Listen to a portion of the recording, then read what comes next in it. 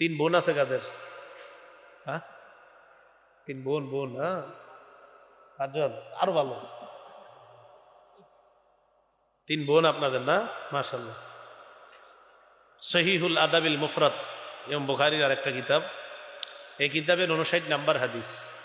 ক্বালা রাসূলুল্লাহ সাল্লাল্লাহু আলাইহি ওয়াসাল্লাম, নবীজি বলেন, লা ইয়াকুনু লি আহাদিন সালাসু বানাত আও সালাসু আখাওয়াত।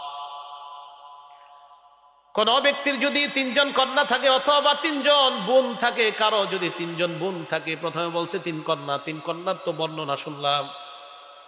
এই হাদিসে আমার মুখ্য উদ্দেশ্য হলো তিন বোন আছে যাদের, ইউহসিনু ইলাইহিন্না, বোনদেরকে যদি ভাই সুন্দরভাবে লালন পালন করে, অনেক বাবা মারা যায়, ভাই ওই বোনগুলার জন্য বাবার মতো হয়ে যায়, ঠিক না?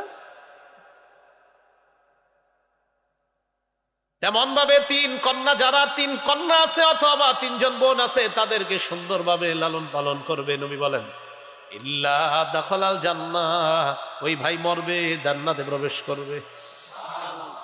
এক সাহাবী দাঁড়ায় কয়, ওয়াসিনতাইনি ইয়া রাসূলুল্লাহ, হুজুর দুইজন থাকে, মনে হয় ওনার দুই বোন ছিল আর কি। হুজুর যদি দুইজন থাকে, নবীজি কয়, ওয়াসিনতাইন, দুই বোন থাকলেও এই পুরস্কার।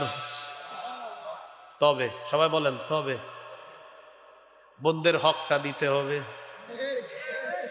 বোনদের হক কি করতে হবে?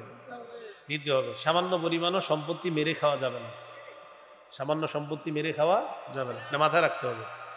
মুসলিম শরীফের 1610 নম্বর হাদিস। ক্বালা রাসূলুল্লাহ সাল্লাল্লাহু আলাইহি ওয়াসাল্লাম, নবীজি সাল্লাল্লাহু আলাইহি ওয়াসাল্লাম বলেন, মানি ইকতাতা শিবরাম মিনাল আরদ যুলমা, কোন ব্যক্তি যদি কারো এক বিঘত পরিমাণ সম্পদ অন্যায়ভাবে দখল করে নেয়, কেউ যদি অন্য কারো সম্পদ, এক বিঘত পরিমাণ সম্পদ অন্যায়ভাবে জোর দখল করে নেয়, জোর করে দখল করে নেয়, তাওয়াক্কাহুল্লাহু ইয়্যাহা ইয়াউমাল কিয়ামা মিন সাবঈ আরদিনা, কিয়ামতের ময়দানে তার গলায় আল্লাহ 7 স্তরের জমিন ঝুলাইয়া দিবে। সাবধান, জমিন ভোগ করা যাবে না।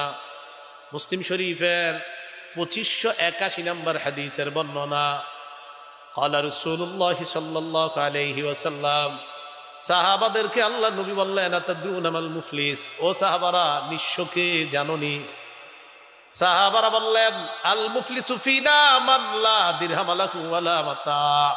ইয়া রাসূলুল্লাহ, আমাদের মধ্যে নিঃস্ব ওই ব্যক্তি যার সম্পদ নাই, সোনা দানা নাই, স্বর্ণ রূপা নাই, সে হলো আমাদের মধ্যে নিঃস্ব। নবীজি বললেন, ইন্নাল মুফলিসা মিন উম্মতি